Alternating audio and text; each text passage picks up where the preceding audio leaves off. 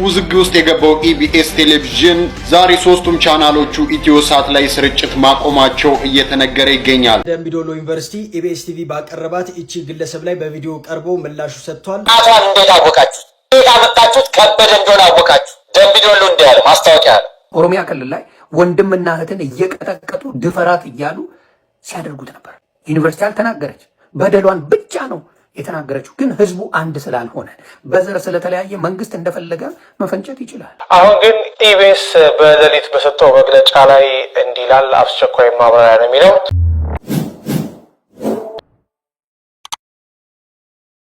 ሰላም እንደምን ቆያችሁ የተከበራችሁ ተመልካቾች። በዚች በእህታችን ብርቱካን ላይ እንግዲህ የደረሰባትን መከራ ሰቆቃና በደል ሁላችንም ሰምተናል። ነገር ግን እችን 2-3 ቀን ብዙ መረጃዎች እየወጡ ይገኛሉ። ደምቢዶሎ ዩኒቨርሲቲ መግለጫ ሰጥቷል።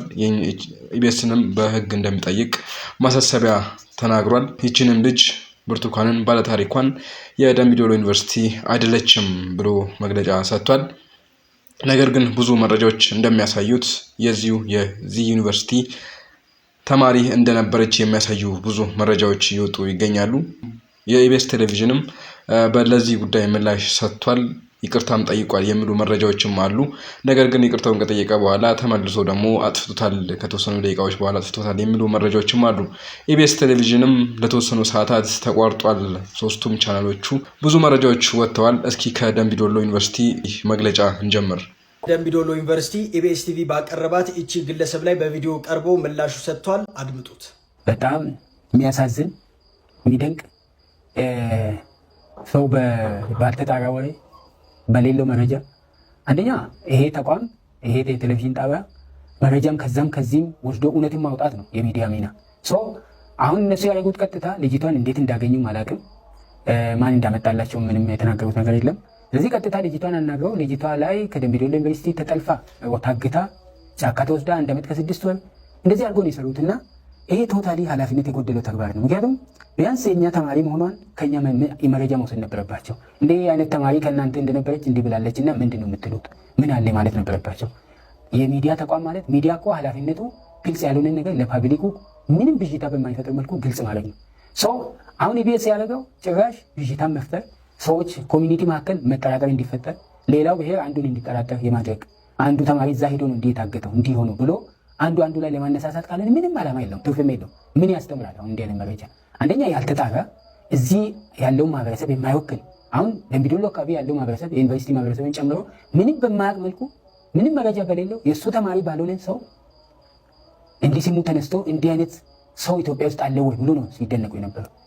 ምን ማለት ነው? ይሄ ምንስ ይፈጥራል? ኮሚኒቲ መካከል ነገ ምንድን ነው የሚፈጠረው? በዚህ በተነሳ ግጭት ይፈጠር ምንድን ነው የሚዲያ የሚጠቀሙ? የሚዲያ ሚናስ ይሄ ነው ወይ መሆን ያለበት? ስለዚህ እኛ ያየነው ተማሪያ ቶታሊ ከደምቢዶሎ ዩኒቨርሲቲ ጋር ምንም ግንኙነት የላትም። የእኛ ተማሪም አይደለችም። ሲጀምር አይደለም ፋርማሲ የ2013 ሁለተኛ ዓመት ፋርማሲ ነኝ ያለችው። ፋርማሲ አይደለም ሌላም ቼክ አድርገናል። ፋርማሲ ተማሪ ውስጥ እንደዛ የሚባል ተማሪ የለም። 2 ሴቶች ናቸው ያሉት፣ ሌሎች ናቸው። እንደዛ የሚባል ስም የለም። እኛ እንደውም ምናልባት ተሳስታ ሌላ ባች ሆና ሌላ ዲፓርትመንት ሆን ብለን ፋይል ላይ ሄደን አጣርተናል። እንደዚህ የሚባል ተማሪ በደምቢዶሎ ዩኒቨርሲቲ ውስጥ የለም።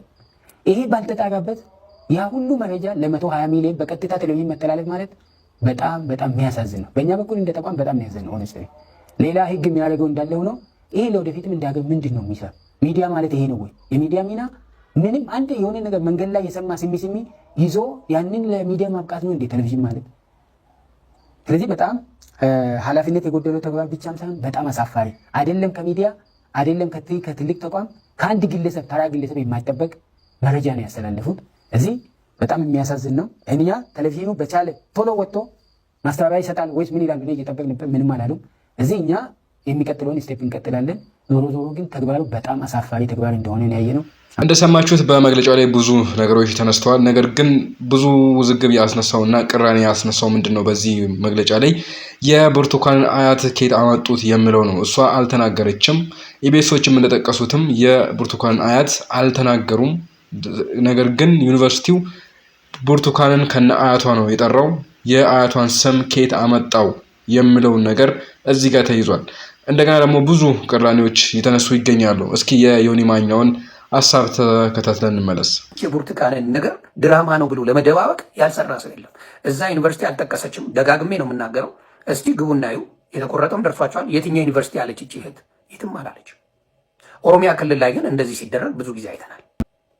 ኦሮሚያ ክልል ላይ ወንድምና እህትን እየቀጠቀጡ ድፈራት እያሉ ሲያደርጉት ነበር። ዩኒቨርሲቲ አልተናገረች። በደሏን ብቻ ነው የተናገረችው። ግን ህዝቡ አንድ ስላልሆነ በዘር ስለተለያየ መንግስት እንደፈለገ መፈንጨት ይችላል። ኢቢኤስ ይህን ማድረጉ ጀግና መባል አለበት። ይሄን ነገር ሚዲያ ላይ ማውጣቱ እንደ ጀግና እንጂ መቆጥራቸው ኢቢኤስን ምንም ልናደርግ አንችልም። አሁን ደግሞ ደስ የሚላችሁ ኢትዮጵያውያን ዲጂታል ነው። አንድ ቪዲዮ ከለቀቅ ቀብ ይደረጋል። ለምን እንደሚያንገላቱ በጦርነት ሊገባኝ አልቻለም። ኢትዮጵያ ላይ ሴቶችን ለምን እንደሚበድሉ አይገባኝም። ምን አገናኘው? ሴቶች አይደለም ጦርነት ሆይ ሆይ የሚሉት ሴቶች አይደሉም ሀገር የሚያባሉት የት ቦታ ላይ? ኦኬ ወንድማችን አሪያ ደግሞ ብዙ መረጃዎችን ተናግሯል ከዚህ ከደምቢ ዶሎ ዩኒቨርሲቲ መግለጫ ጋር። እስኪ እንከታተል። አቷን እንዴት አወቃችሁት? እንዴት አመጣችሁት? ከበደ እንደሆነ አወቃችሁ። ደምቢ ዶሎ እንዲያለ ማስታወቂያ አለ። በ14/7/2017 ዓ.ም በኢቢኤስ ፕሮግራም ላይ በተደረገው ቃለ ምልልስ ብርቱካን ተመስገን ከበደ የተባለች ከበደን ከየት አመጣችሁት? ብርቱካን ተመስገን ከበደ ይክበድባችሁ። ስለዚህ ልጅቷ ዩኒቨርሲቲያችሁ ተማሪ ነች። እናንተ ተናገራችሁ። ልጅቷ አልተናገረችም። እናንተ ተናገራችሁ። እናንተ የኔ ዩኒቨርሲቲ ተማሪ ነች ብላችሁ ጮኻችሁ ተናገራችሁ። ስለዚህ ዩኒቨርሲቲው የጠለሸው ምንድን ነው? ግርግር፣ ጭቅጭቅ፣ መከራ፣ መጠለፍ መከራ አልነበረበትም በአካባቢው? በዩኒቨርሲቲው ከዩኒቨርሲቲው ውጭ አልነበረም እንዴ? ነበረ እኮ። እና ምንድነው እናንተ ጥያቄያችሁ ምንድነው? ይህ ድርጊት በጣም ኃላፊነት የጎደለው በመሆኑ እንደውም ምንድነው ያላችሁት? የዩኒቨርሲቲው በ2013 ዓመተ ምህረት የትምህርት ዘመን በደምቢ ዶሎ ዩኒቨርሲቲ የሁለተኛ ዓመት የፋርማሲ ተማሪ ነበርኩ ማለት ሰጣችሁ ሐሳብ። 2013 የዩኒቨርሲቲያችሁ የፋርማሲ ተማሪ አልነበራችሁም? እውነት ይሄን ፎቶ ተመልከቱ። ሰርች አድርጉት ራሳችሁ ዌብሳይት ላይ ገብታችሁ ራሳችሁ since when a Dembi Dolo University started and graduated program in pharmacy ብላችሁ ሰርች አድርጉ። መቼ እንደጀመረ ያሳያችኋል።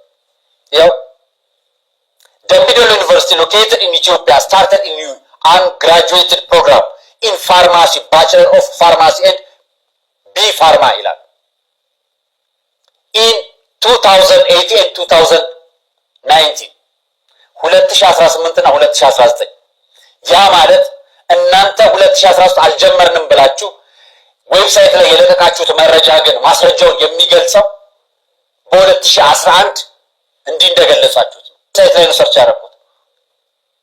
ዩኒቨርሲቲዎች ይሄንን አለመጀመራችሁ እንግዲህ ዌብሳይት ላይ ለጫናችሁት መረጃ ሰርች አድርጋችሁ ለያያችሁ መረጃ ስጡ። እናንተ አልጀመርንም ካላችሁ ከሁለት ዓመት በፊት እንደጀመራችሁ የሚያሳይ መረጃ ነው። እንግዲህ ደምቢ ዶሎ ዩኒቨርሲቲ ነው የሚለው። እሺ ሌላኛውን ላሳያችሁ። ይህች ልጅ ዌብሳይት ላይ ብቻ ሳይሆን ስሟ ኢቢኤስ ቲቪ የገለጸው ልክ እንደዚህ በምታዩት በ09013081 ብርቱካን ተመስገን ብላችሁ በአካውንቱ አስገቡ ሲል የንግድ ባንክ አካውንቷን ገልጾ ኢቢኤስ ለቆታል። ስሟ ማን ነው? ብርቱካን ተመስገን። ከበደን ከየት አመጣችሁት? ልጅቷን ያሳገተው ዩኒቨርሲቲ ነው እንዴ? አጋለጥሽብኝ ብሎ ነው እንዴ? ምንድነው የጉዱ ታዲያ? ምን አገናኘው ከልጅቷ ስቃይ ጋር? ልጅቷ እኮ መከራየው እዚህ ዩኒቨርሲቲ ገባው እዚህ ዩኒቨርሲቲ ገብቼ እንዲተደረኩ አላለችም። እናንተ ካመጣችሁት አይቀር መንግስት እንዲህ ብሎ ነበር እኮ በወቅቱ ራሱ መንግስት የመንግስት ሴክሬታሪያት ኃላፊ የነበሩት ከደምቢ ዶሎ ዩኒቨርሲቲ ተማሪዎች ግጭት በተከሰተበት ጊዜ በስጋት ከዩኒቨርሲቲው ወጥተው ጉዞ በጀመሩበት ወቅት እንግዲህ መንግስት የሚለውን የፖለቲካዊ ሀሳቡን አልፈልግም። እኔ የምፈልገው ልጆች ታገተው እንደነበረ በዛ ወቅት መንግስት ይደራደር እንደነበረ ልጆቹን በነፃ ሊያወጣ እንደሚሞክር እንደነበረ ነው ያየሁት።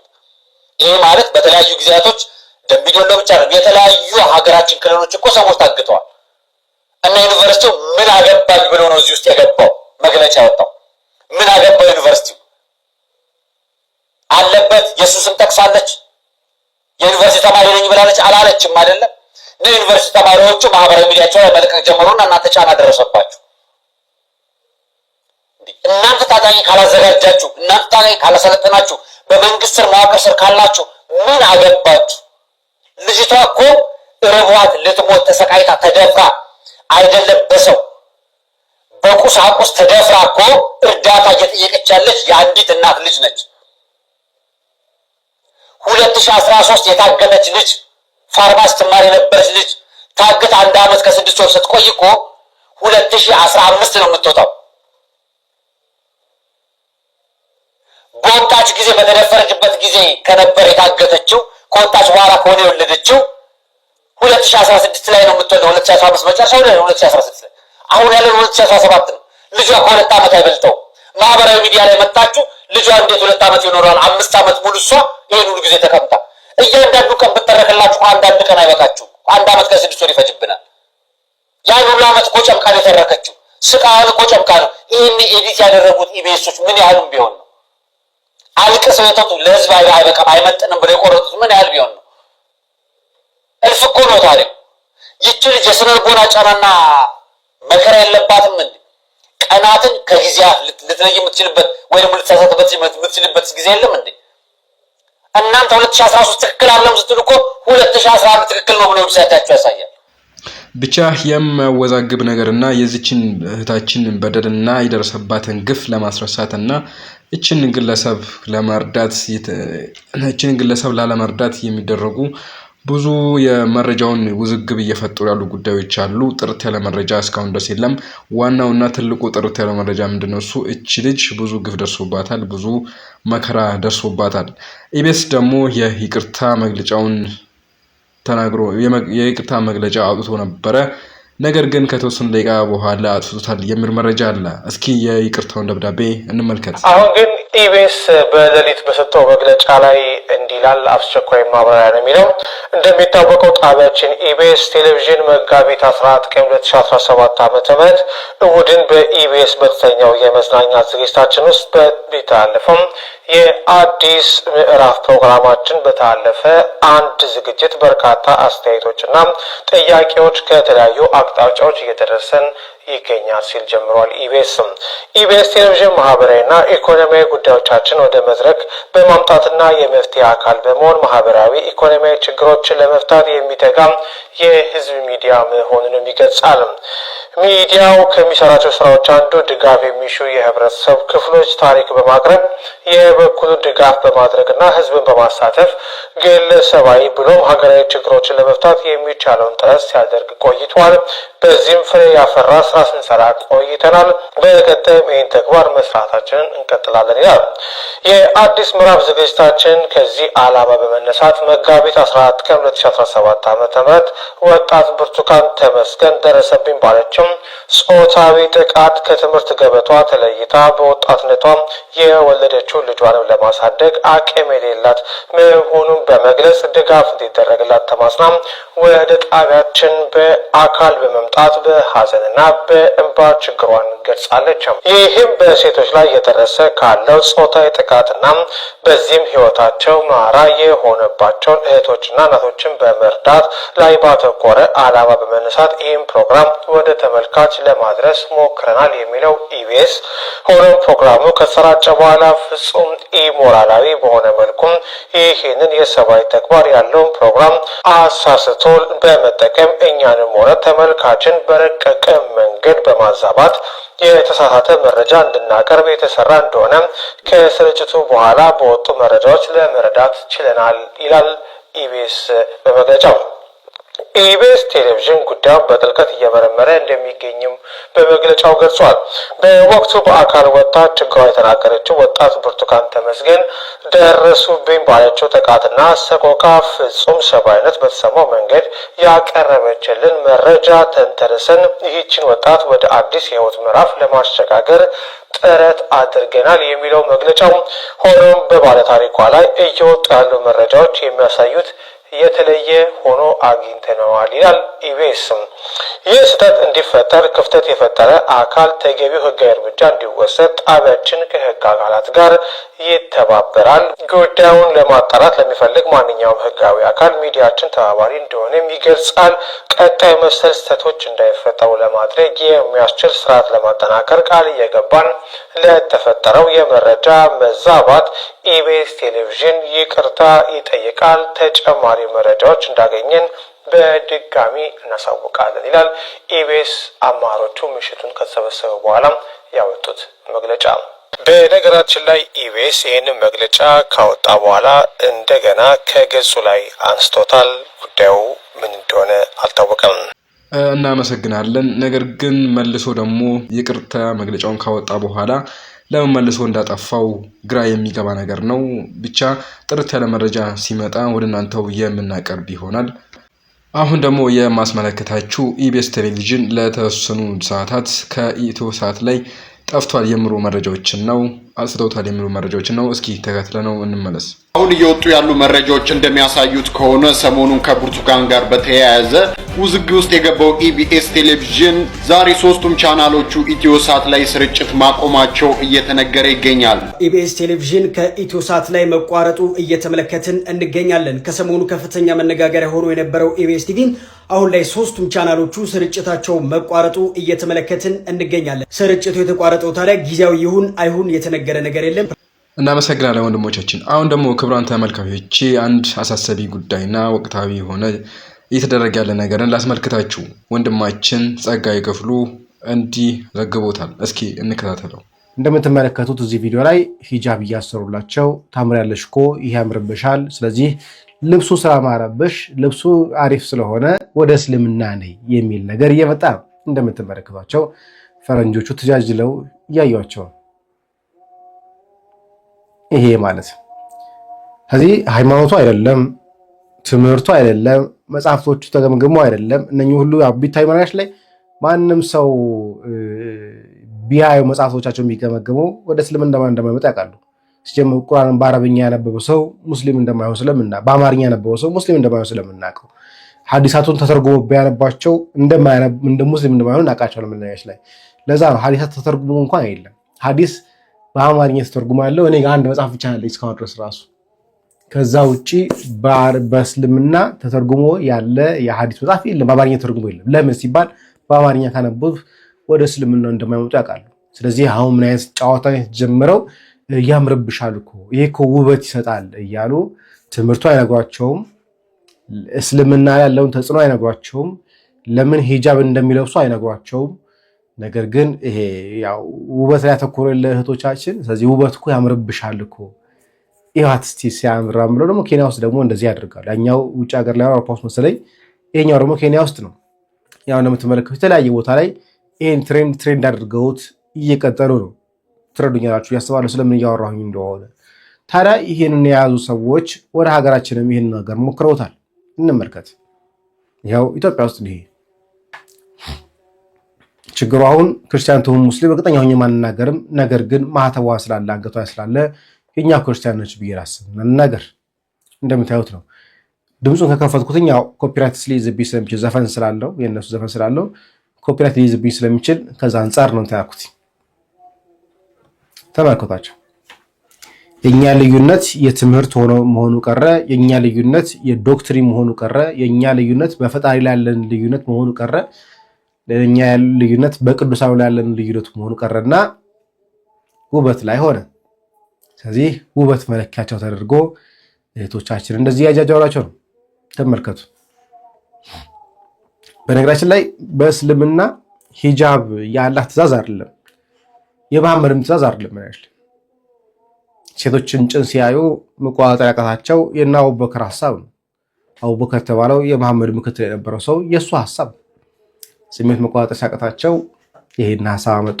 ከዛ በኋላ ደግሞ እንደውም በሐዲስ ተነግሮ የሚገኘው አላህ ከኔ 3 ቃል ተቀብሎ ወደ ቁርአን ላይ ያስገብቶልኛል ያለው አንደኛው ያለውን ይሄንን የሂጃብን ሐሳብ በጣም ያሳዝናል። ለማንኛውም በትምህርት ሲያቀታቸው እስቲ ጥያቄን እንገልብጠውና እንዴት እንበላቸው። እስቲ ኦርቶዶክሳውያን እህቶቻችን ይሄ ለብሳችሁ እህቶቻችን እስቲ ሂጃብሽን አውልቂውና መስቀል ነው እኮ የሚያምርብሽ ነጠላ ነው እኮ የሚያምርብሽ በይና አሳያት እስቲ። የዛን ጊዜ እንያችሁ እስቲ እንደዚህ የለበሳችሁ መስቀል ኖራችሁ ሂጃብ የለበሳችሁ እህቶቻችን እንዲህ ቢል ጠይቃችሁ እስቲ አንቺ ሂጃብሽን አውልቂውና እስቲ ይሄን መስቀልና ነጠላ ሞክሪ በስቲ የሚመጣው እናያለን። እኔ አልገባኝም። ቻሌንጅ ማለት ምንድነው? እሱ አልገባኝም። ምንድነው እሱ? አሁን ወንድማችን እንዳለውም ይህን ነገር በተቃራኒው ደግሞ እስቲ ኦርቶዶክስ የሆናችሁ ውጡና መስቀል የሙስሊሞችን ሂጃብ የለበሱትን አውልቁና እስኪ ያምርባቸዋል ብላችሁ አድርጉላቸው። ምላሹን የምናየው ይሆናል። ነገር ግን እንዲህ አይነት ነገር መሆን የለበትም። ከእምነት ጋር የተገናኘ ነገር ምንም አያስፈልግም። እንደዚህ አይነት ስራዎች መሰራት የለባቸውም። አስቡበት፣ ብታስቡበት ይሻላል። የማይሆን ነገር ነው፣ ወደማይሆን ነገር ነው የሚያመራው። ቢቀር ይሻላል ይሄ ነገር። ክቡራን ተመልካዮቼ በመጨረሻ የማስመለክታችሁ ደግሞ የመምህር ዘመድኩን በቀለን ሀሳብ በዚሁ ጉዳይ ላይ በብርቱካን ጉዳይ ላይ የሰጠው ብዙ ሀሳቦች አሉ። እሱን ጋብዛችኋለሁ። እኔ ከወዲሁ ተሰናበቱ። ቸር ቆዩልኝ። ኢቢኤስ ይህንን ውንጀላ እስካልቀለበሰ ድረስ ዩኒቨርሲቲው ጉዳዩን ወደ ፍርድ ቤት እንደሚወስድ አይባልም። እንደሚወስድ ነው የጻፈው ሰውዬ ነው። እንግዲህ ይህንን ወይ ጃዋር ነው የጻፈለት ወይ ሽመልስ አብዲሳ ነው የጻፈው። ዩኒቨርሲቲው እንደሚወስድ ይባላል እንዴ? ዩኒቨርሲቲው እንደሚወስድ እኔ ሐረርጌ ቆጡ የወለጋን ዩኒቨርሲቲ የደምቢዶሎን ዩኒቨርሲቲ አማርኛ ላስተምረው። አሁን ይሄ ሰዓት አማርኛ ማስተማሪያ ነበር። እውነት ሀገራችን በእውነት ትክክል አይደለም። እንደሚወስደው አንተ ነው የምትወስደው። አንተ አካል የለም፣ አንተ እንትን የለም። እንደሚወስደው ዩኒቨርሲቲው ወደ ፍርድ እንደሚወስደው ብሎ እንግዲህ ጻፈ ማለት ነው። የኔ ጥያቄ ማን ጠራህ ነው?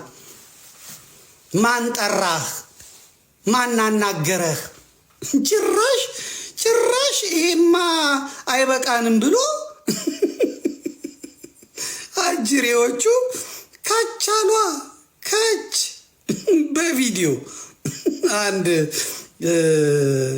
አረጋ ከበደን የመሰለ ሰውዬ መጣና በእውነት እንዲህ አለ። በጣም ነው የሚያሳዝነው። እና እንዲህ አለ።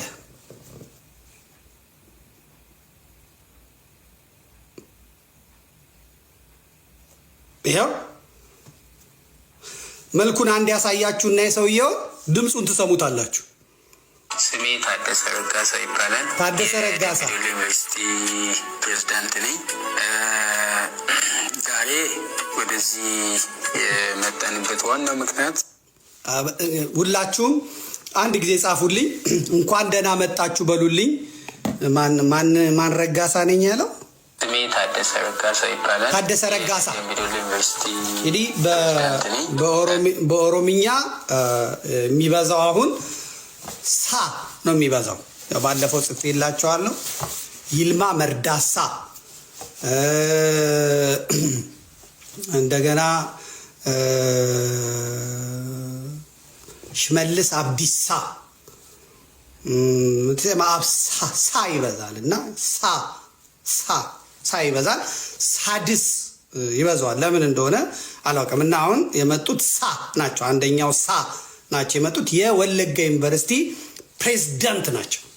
እግዚአብሔር ይመስገን ለመጀመሪያ ጊዜ በአማርኛ ተናገሩ። ይህንን ያሰማህን አምላክ ክብር ምስጋና ይግባ፣ ክብር ምስጋና ይግባ። የደምቢዶሎ ዩኒቨርሲቲ ፕሬዝዳንት ሆነው በአማርኛ ሊያወሩ ዛሬ ወደዚህ የመጣንበት ዋናው ምክንያት ሁለታ ኢቢኤስ ቴሌቪዥን በአዲስ ምዕራፍ በሚለው ፕሮግራሙ ላይ አንዲትን የደምቢዶሎ ዩኒቨርሲቲ ተማሪ ነበርኩ የምትል ግለሰብ አቅርቦ እዛ ውስጥ የደምቢዶሎ ዩኒቨርሲቲ ተማሪ እንደነበረች አድርጎ ነው ያቀረበው። በዛ ሚዲያ ነው እንግዲህ በጣም የሚያሳዝን የሚደንቅ ሰው ባልተጣራ ወሬ በሌለው መረጃ አንደኛ ይሄ ተቋም ይሄ ቴሌቪዥን ጣቢያ መረጃም ከዛም ከዚህም ወስዶ እውነትን ማውጣት ነው የሚዲያ ሚና። አሁን እነሱ ያደረጉት ቀጥታ ልጅቷን እንዴት እንዳገኙ አላውቅም። ማን እንዳመጣላቸው ምንም የተናገሩት ነገር የለም።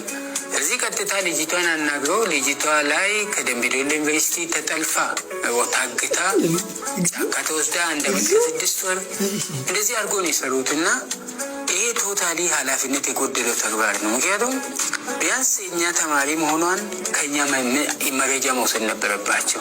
እንዲህ አይነት ተማሪ ከእናንተ እንደነበረች እንዲህ ብላለች እና ምንድን ነው የምትሉት ምን አለ ማለት ነበረባቸው።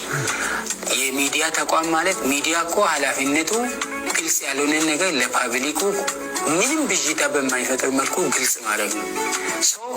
አሁን ኢቢኤስ ያደረገው ጭራሽ ብዥታን መፍጠር፣ ሰዎች ኮሚኒቲ መካከል መጠራጠር እንዲፈጠር፣ ሌላው ብሔር አንዱን እንዲጠራጠር የማድረግ አንዱ ተማሪ እዛ ሄዶ ነው እንዲህ የታገተው እንዲህ ሆነው ብሎ አንዱ ላይ ለማነሳሳት ካለን ምንም ዓላማ የለውም፣ ትርፍም የለውም።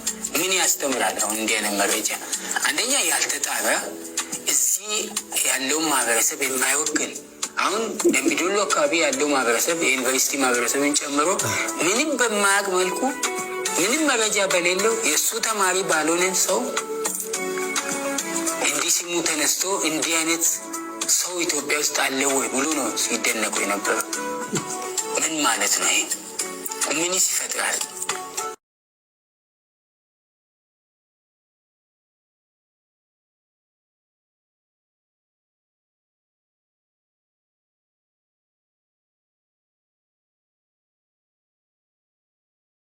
ዩኒቨርሲቲ ጋር ምንም ግንኙነት የላትም።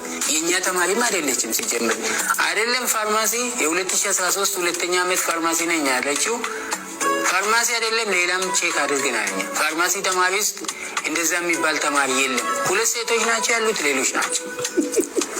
እንደዛ የሚባል ስም የለም። እኛ እንደውም ምናልባት ተሳስታ ሌላ ባች ሆና ሌላ ዲፓርትመንት ሆን ብለን ፋይዘር ሄደን አጣርተናል። እንደዚህ የሚባል ተማሪ በደምቢ ዶሎ ዩኒቨርሲቲ ውስጥ የለም።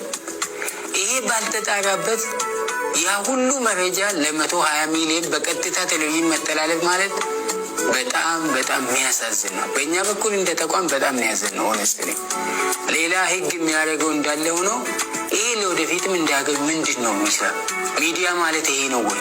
የሚዲያ ሚና ምንም አንድ የሆነ ነገር መንገድ ላይ የሰማ ስሚ ይዞ ያንን ለሚዲያ ማብቃት ነው እንዴ ቴሌቪዥን ማለት?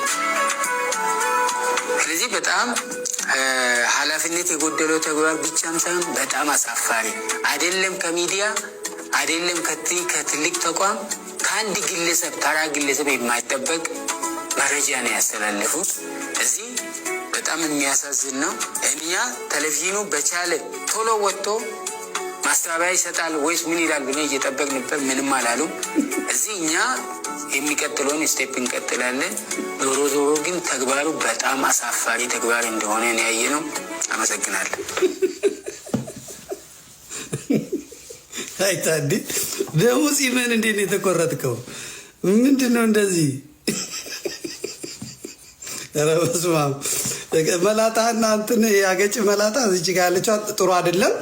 እኔ እንኳን በጺም ላይ አስተያየት አልሰጥም፣ ምንም አይመለከተኝም። ግን ቢሆንም ወይ እንዳለ ብታነሳው ጥሩ ነው።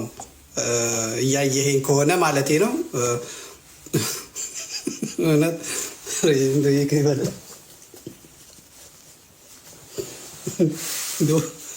በስንቱ ስቀ ነው እንጨርሳለን።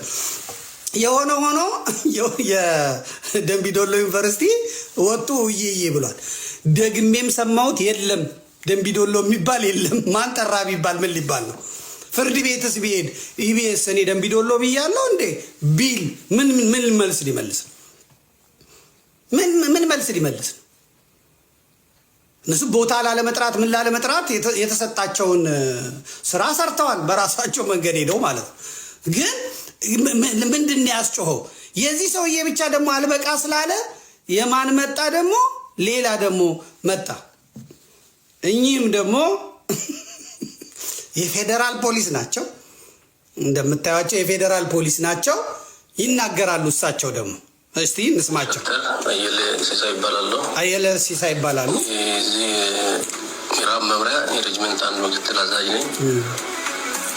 አሁን በትላንትና ጀምሮ ያለው የተማሪ እገታ ተማሪ ታግቻለሁ ብላ አሁን በኢቢኤስ ሚዲያ የተላለፈው መልእክት ያው እኔ እዚህ ቀጠና ወደዚህ ተመድቤ የገባሁት 2014 ነው። ክስተቱ ደግሞ የ2013 የሚል ነው። እኔ ባልኖርም ግን ባለው ኢንፎርሜሽን በሰዓቱ የታገተ ተማሪም እንዳልነበር እንደሌለ፣ ተማሪዋ ደግሞ በሰዓቱም የዚህ ተማሪ እንዳልነበረች የዩኒቨርሲቲ አመራሮች እና በየደረጃ ያለ አመራር ባለው መረጃ ባለው በሰው ኃይል ቁጥጥር አረጋግጧል። ስለዚህ እኔም በሰዓቱ ከነሱ ጋር በመሆን ይህንን ያረጋግጡ ሲሆን ከነ በፊት የነበረ ሁኔታም ባለው ባለኝ ኢንፎርሜሽን ይህን ያህል ዩኒቨርሲቲ ውስጥ ቶክስ ተከፍቶ የታገተም እንትን ያለ ተማሪ ችግር የደረሰበትን ቶክሲም የተፈጠረ እንደሌለ እኔ ከገባው በኋላም ወደ 3 ዓመት ሆኖኛል። ይህን ያህል ግቢው ሰላማዊ ነው። ውጪ አንዳንድ በተለያዩ ቦታዎች ላይ ችግሮች ሊኖሩ ይችላሉ። ግን እኛ ያው ኃላፊነቱን ወስደን እስከተረከብን ድረስ የዩኒቨርሲቲው ግቢ የተማሪ እንቅስቃሴ እኛም ከጥበቃ ኃላፊዎች ጋር በመሆን በአግባቡ እየሰራን መሆኑን እና ይሄን የተከሰተ ችግር እንደሌለ፣ ይሄ ግን ሆን ብሎ ዩኒቨርሲቲውን ስም ለማጠልሸት ብሔር ብሔረሰብን ለማጋጨት የተደረገ ስለሆነ ተማሪ የዚህ ተማሪ የግቢ ተማሪም አይደለችም። ከዚህ በፊትም የቆየ የምለው ተላይ የሚተላለፈው ነገር ስህተት መሆኑን እና ይሄ ነገር ምንም ተረጋግጠው ምንም የዚህ ተማሪ እንዳልሆነች ይሄን ተረጋግጧል። እኛም ደግሞ የጸጥታ ችግር የቶክስ ችግር ግቢ ውስጥ ምንም የተፈጠረ ነገር የለም የሚለውን ከጥበቆች ጋር ተገናኝተን እየሰራን ነው። በጥምር እየሰራን ነው። የተፈጠረ ችግር እንደሌለ ግቢው ሰላማዊ የማስተማር ሂደቱን በአግባቡ እየሰራ መሆኑን እዚህ መሬት ላይ ያለውና አሁን እዛ የሚወራው ነገር አይገናኝም የሚል ነገር ሀሳብ ለማስቀመጥ ማን ጠየቃቸው? ማን አናገራቸው?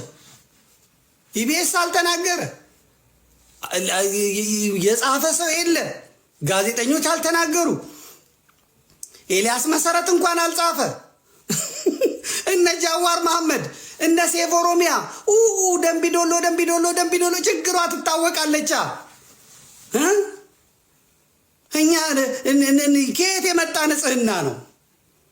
ከየት የመጣ ንጽህና ነው? እነዚህ ልጆች የት ሄዱ? እነዚህ ልጆች ማን በላቸው? እነዚህን የአማራ ልጆች ማን ዋጣቸው? መንግስት ያመነበት ፈልገን አጣን፣ የት እንደደረሱ አጣን ያለው መንግስት። እንደውም ጭራሽ በቀደም ደግሞ ብርሃኑ ጁላ እንደዚህ አይደል እንዴ ያለው?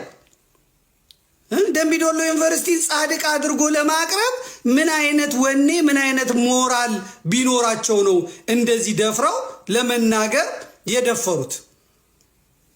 ወንጀል እኮ ነው፣ ወንጀል። ሲሳይ አጌና በጠየቀው ጊዜ ብርሃኑ ጁላ ምንድን ነው ያለው? ሲሳይ ጎንደሬ ማን ነው? አሸናፊ ጎንደሬን አታውቀውም ወይ?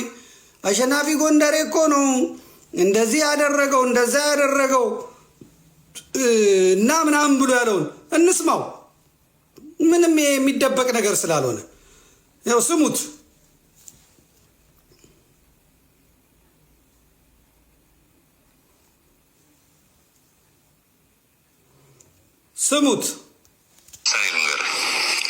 ለምሳሌ ደምቢዶሎ የታገቱ 18 ተማሪዎች ማን ያገታቸው? ሸኔ ነው የተባለው። ሸኔና የኦሮሚያ ክልልን አንድ አድርጎ በስምምነት ያን አፈና እንደፈጸሙ አድርጎ ትርክት ሰርቶ ያፈነው ግን ፕላን ቢ ያለው ኃይል ነው። ሲሳይ እየደነገጠ መጣ። ሲሳይ አጌና ገሌ ነው ወዶ ገብ ስለሆነ ደነገጠ። ያው ምርኮ ደንቡ ስለሆነ ደነገጠ። ምን ሊለኝ ነው ብሎ ይሰማዋል። ፕላን ቢ ያለው ኃይል ሸኔ ውስጥም አለ። ትረዳኛል? ለምሳሌ ይሄን በምሳሌ ለማስረዳት 18ቱ ልጆች ያገተው ሰውዬ ያልቻላ ይባላል። የትግል ስሙ ነው።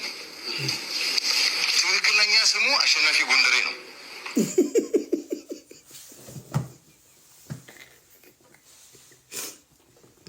እነ ብርሃኑ ጁላ ጎንደሬን መጫወቻ ነው የሚያደርጉት። አብይ አህመድ ጎንደሬ አግብቶ በጎንደሬ ነው መጫወቻ የሚያደርጉት። ሰዓረ መኮንንን ከገደሉ በኋላ ያመጡት ልጅ ጎንደሬ ነው፣ ገዳዩ እሱ ነው ብለው ጉሮሮውን እንትን ብለው እንዳይናገር እንዳይጋገር አድርገው የጎንደር ልጅ ነው ምናምን አማራ ነው ብለው መከራ ያበሉት በሱ ነው። አሁን ደግሞ ደምቢዶሎ ላይ ሄዶ ያገተው ጃልጫላ ነው አለ። ጃልጫላ የትግል ስሙ ነው አለ። እውነተኛ ስሙ ግን አሸናፊ ጎንደሬ ነው አለ። እስቲ ጎንደሬ የሚባል ስም ያለው አለ? ስም ይወጣል። ጎንደሬ በሬ ሬ መጨረሻው ሬ ሆኖ እከሌ ጎንደሬ የሚባል አለ? ሲነገር እከሌ ሐረሬው፣ እከሌ ትግሬው፣ እከሌ አማራው፣ እከሌ ጎንደሬው ይባላል። ግን አሸናፊ ጎንደሬው የሚባል አለ? ይባላል? መቼም ዛሬ አማርኛ ትምህርት እየሰጠን ነው። ችግር ነው። ሁለተኛ ቋንቋ ስለሆነ የቁቤ ጄኔሬሽን ስለሆነ ችግር የለም። ይባላል ወይ? አሁን ለምሳሌ ዘመድኩን ጎንደሬ ይባላል ወይ? የአባት ስም ጎንደሬ ሊሆን ይችላል። ዘመድኩን ሐረሬ ሊሆን ይችላል።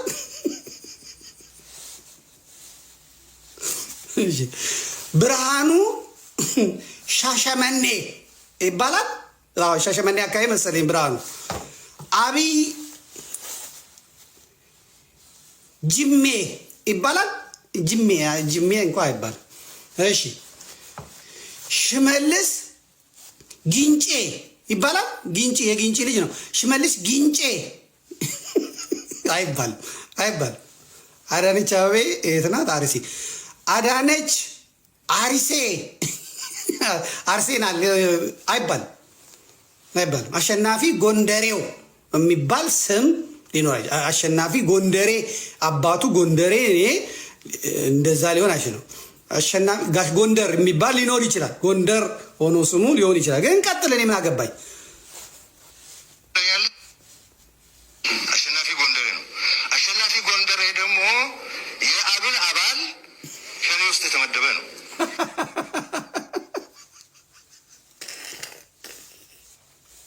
አመጣታው አሁን ከኦሮሞ ላይ ኃጢአቱን ወሰደና ጎንደሬ አለ። ጎንደሬ ነው አለ። ጎንደሬ ሆኖ ደግሞ አለ የአብን አባል ነው አለ። አብን እኮ ከነሱ ጋር ፓርላማ የሚሰራ ነው። እዛ አብን ደግሞ የት መደበው አለ? ሸኔ ውስጥ መደበው አለ። አቤት ፍልስፍና! አይ ኦሮሞ አለ አብይ አህመድ። እነዚህ እጅ ላይ ተወድቂ። እሺ ሸኔ ውስጥ የተመደበ ነው። እንደዚህ አይነት ሻጥሮች አሉ። ጎንደሬውን ሸኔ ቤቱ አባላት ተቀበሉ።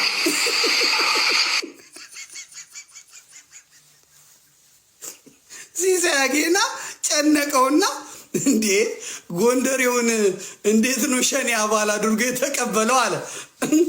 አሰባውን ብርሃኑ ጁላ ተበላው አለ።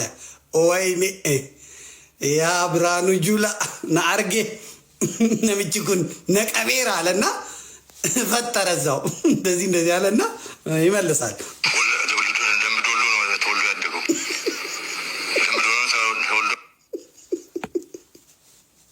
አመጣው። አይ እዛው ደምቢዶሎ ተወልዶ ነው ያደገው አለ። እዛው ደምቢዶሎ ተወልዶ አድጎ ነው አለ። ከሸኔዎቹ እኩል ቋንቋ ይናገራል። ስሙ ደግሞ ጃልጫላ ተብሎ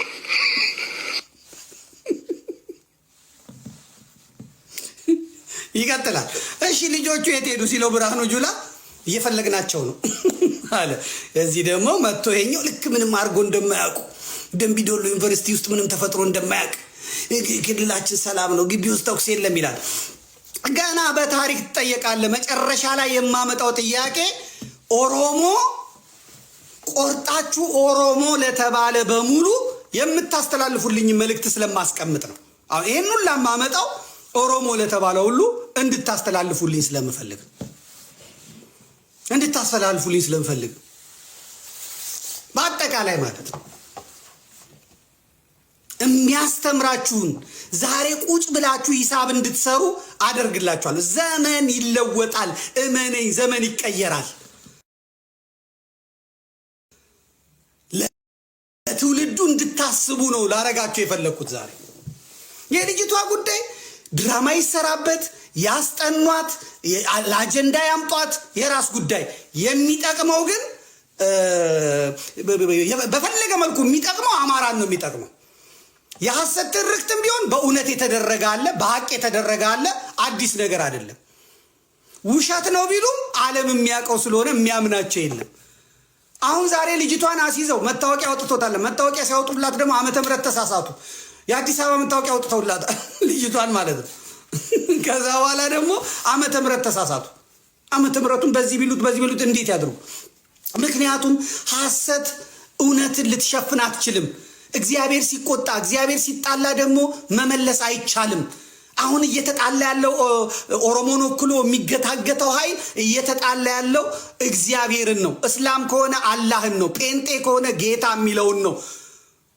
ዋቀ ጉራቻ የሚለውን ነው። ዋቀ ፈታ ከሆነ እየተጣላ ያለው የአምላክ የሚለውን ነው እየተጣላ ያለው። በኦሮሚያ ምንም እንዳልተደረገ፣ በኦሮሚያ ኦሮሞ ንጹህ እንደሆነ ገና ለኦሮሞ የተደገሰለት፣ ገና ለኦሮሞ እያንዳንዱ እያወራለት ያለውን የምትከላከሉት ራሱ እንዴት ወንጀል ሆኖ እንደሚጠብቅ ታውቃል። ገና ዶክመንተሪው፣ ገና ስቃዩ፣ ገና እንባው ገና ዋጋ ያስከፍለዋል። ምንም ሌላ ኃይል ባይመጣ እግዚአብሔር ኦሮሚያን ይቀጣል፣ ምድሪቷን ይቀጣል።